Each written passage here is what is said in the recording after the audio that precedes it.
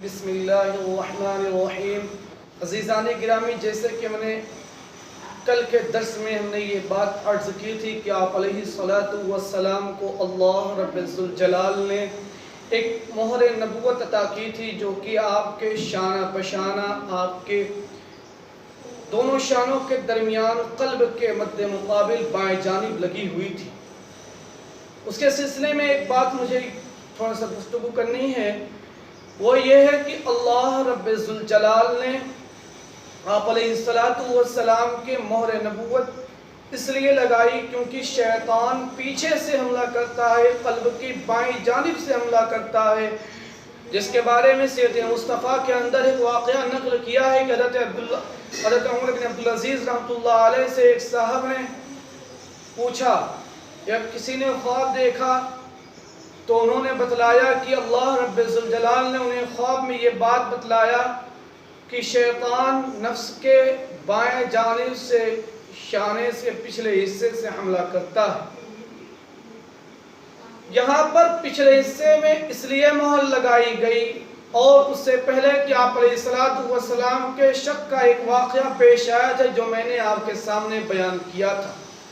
اس کے سلسلے میں یہ بات عرض کرنی ہے کہ آپ علیہ السلام کے ساتھ جو واقعہ پیش آیا شک کا، وہ اس لیے تھا کہ آپ علیہ السلام کے دل کے اندر جو خلیج ہیں، ملیج ہیں، جو عام انسانوں کے اندر ہوا کرتی ہیں، اس کو پاک و صاف کرنے کے لیے واقعہ پیش آیا تھا۔ اس کے بعد برس سے دھویا گیا تھا، اس لیے کہ آپ علیہ السلام کے دل میں بھی وہی حرارت تھی جو کہ تمام انسانوں میں ہوتی ہے، تمام انسانوں کے قلب میں ہوتی ہے۔ وہ حرارت کو ختم کر کے برودت کو بھرنے کے لیے برف کا اور ٹھنڈگی کا زمزم کے لیے استعمال کیا گیا۔ اس کے بعد آپ علیہ السلام کی جو مہر نبوت ہے، بہت سے اقوال ہیں، لیکن ترجیحی قول یہی ہے کہ مہر نبوت پیدائشی طور پر آپ علیہ السلام پر لگی ہوئی تھی۔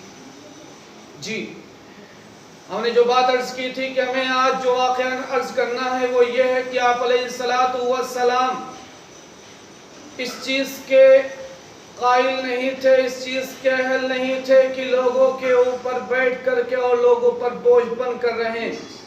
آپ علیہ السلام نے خود اس چیز کو اپنے لیے اور خود اس چیز کا اہل سمجھا کہ میں خود بذاتے کوئی کام کروں، تو آپ علیہ السلام نے بکریوں کے چرانے کا سلسلہ شروع کیا، جو کہ بیشتر انبیاء، میں یہ کہوں کہ تمام انبیاءوں سے 1,24,000 کم و بیش جو انبیاء دنیا میں تشریف لائے، سب نے اس فعل کو انجام دیا۔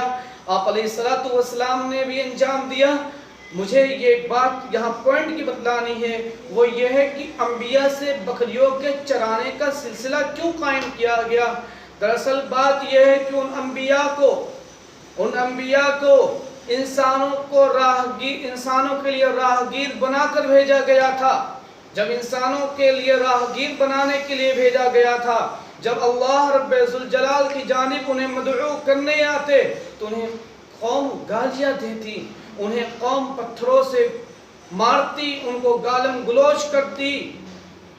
اسی کی پریکٹس کروائی گئی تھی وہاں پر بکریاں چروا کر کے، کیونکہ بکریاں بڑی ٹیڑھی ہوتی ہیں اور جانوروں کو چرانے میں بڑی آسانی ہے، لیکن اگر بکریوں کو چرانا ہے تو ہمہ وقت اپنے آپ کو اتنا نرم کرنا پڑے گا کہ اس کے لیے اس کا کوئی اندازہ نہیں لگایا جا سکتا۔ اس لیے کہ اور جانور ہوتے ہیں کہ ایک طرف چلتے ہیں جس طرف آپ کہتے ہیں، ورنہ بکریاں تو ایک ادھر ہیں ایک ادھر ہے، حالانکہ چرواہا چاہتا ہے کہ سب ایک ساتھ رہیں، اور اس کو مکمل دھیان لگانا پڑتا ہے کہ کوئی بھیڑیا آ کر کے ان پر حملہ نہ کر جائے۔ اسی طرح یہ امت، یہ انسان، اس کی فطرت یہ ہے کہ راہ راست سے بھٹکنا، اس کی فطرت یہ ہے کہ جو سیدھا راہ ہو اس کو چھوڑ کر کے غلط راہ کو اختیار کرنا۔ انبیاء آتے اسے سیدھی راہ دکھلانے کے لیے، انبیاء آتے اسے محبوب خدا بنانے کے لیے، انبیاء آتے اسے رب ذوالجلال سے، خالق کائنات سے ملانے کے لیے، انبیاء آتے اس کو یہ بتلاتے تیرا جو حقیقی دوست ہے تو اس کو اپنے دوست بنا لے، دنیا کی محبت کو اپنے دل سے نکال دے۔ اسی لیے انبیاء آئے اور انبیاء کو اسی چیز کی پریکٹس کرائی گئی. اور انبیاء کو جبکہ شیطان جس طریقے سے بکریوں کے ریوڑ پر بھیڑیا حملہ کرتا ہے اور ان کو اخذ کرتا ہے تو وہاں چرواہا ان کی حفاظت کرتا ہے, چرواہا ان کی نگرانی پہ لگے رہتا ہے, اسی طریقے سے یہاں پر بھی جب شیطان اور نفس امارہ ان کے اوپر جب حملہ کرتا ہے, اسی طریقے سے یہاں پر بھی انبیاء اکرام علیہ السلام, ان کے اصحاب اور اللہ رب ذوالجلال کی جانب سے دیے گئے جو صحیفے جن کی تعداد 108 ہے اور جو کتب مشہور ہیں جن کی تعداد 4 ہے, وہ ان کی رہنمائی کے لیے رکھ دی گئی اور خود انبیاء ان کے پیچھے لگے رہتے تاکہ ان پر نفس حملہ نہ کرے.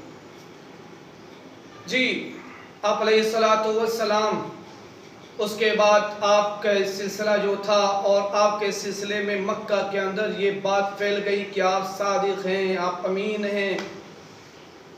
جب اس چیز کی شہرت سارے عرب میں ہو گئی, سارے مکہ جاننے لگا, تو قافلہ جس قدر جایا کرتا تھا ان میں جتنا مال سارے مکہ والوں کا ہوا کرتا تھا اتنا ہی مال حضرت خدیجہ الکبریٰ رضی اللہ تعالی عنہ کا ہوا کرتا تھا, جو کہ اپنے زمانے کی طاہرہ تھی, جن کا لقب ما قبل اسلام لانے اور ما بعد اسلام میں بھی طاہرہ ہی رہا, اور جو کہ سارے عرب میں سب سے زیادہ مالدار تھی.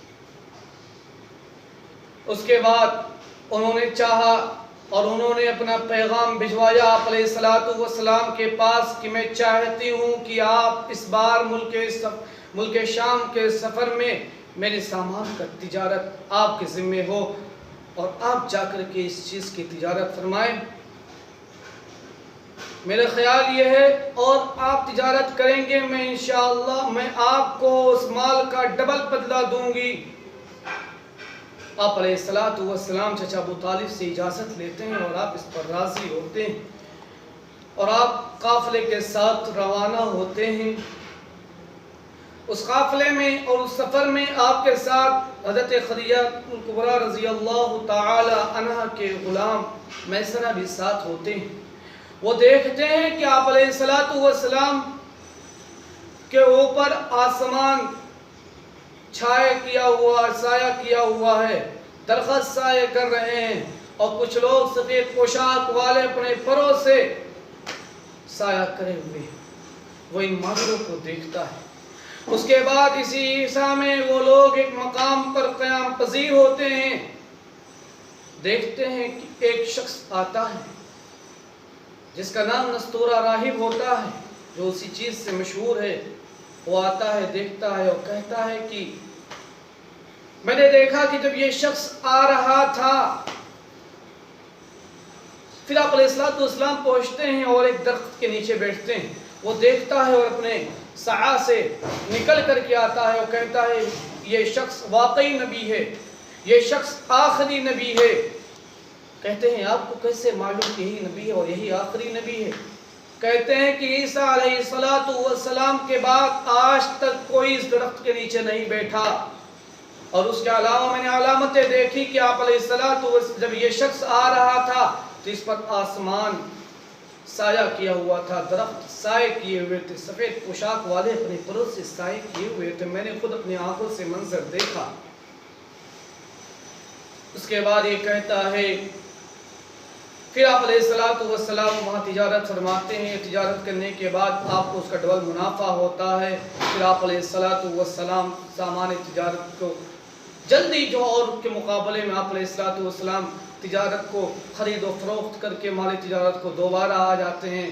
اور پھر جب آپ تشریف لاتے ہیں تو حضرت خدیجہ الکبریٰ رضی اللہ تعالی عنہ کو جب اطلاع ہوتی ہے کہ قافلہ آ رہا ہے اور قافلے کو جب دیکھتی ہیں تو آپ کے اوپر ان کی نظر پڑتی ہے.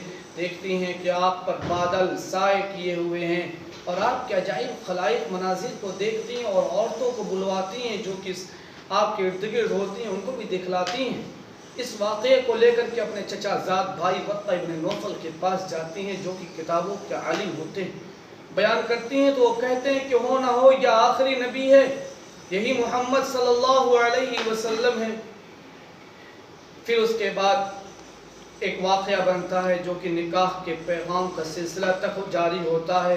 انشاءاللہ کل ہم اس چیز کا درس دیں گے اور اس پر اگلی گفتگو کل ہوگی. دعا فرمائیں اللہ رب الجلال مجھے خود ان تمام باتوں پر عمل کرنے کی توفیق عطا فرمائے، اپنے حبیب محمد مصطفیٰ صلی اللہ علیہ وسلم کا سچا عاشق بنائے اور اپنے محمد صلی اللہ علیہ وسلم کی قیامت کے دن شفاعت عطا فرمائے. اللہ رب الجلال تمام امت مسلمہ کی اور تمام دنیا میں بسنے والوں کی اپنے حفظ و امان میں رکھے. دعا فرمائے اللہ رب الجلال تمام امت مسلمہ کو ان باتوں پر عمل کرنے کی توفیق عطا فرمائے. آمین یا رب العالمین. السلام علیکم ورحمۃ اللہ وبرکاتہ.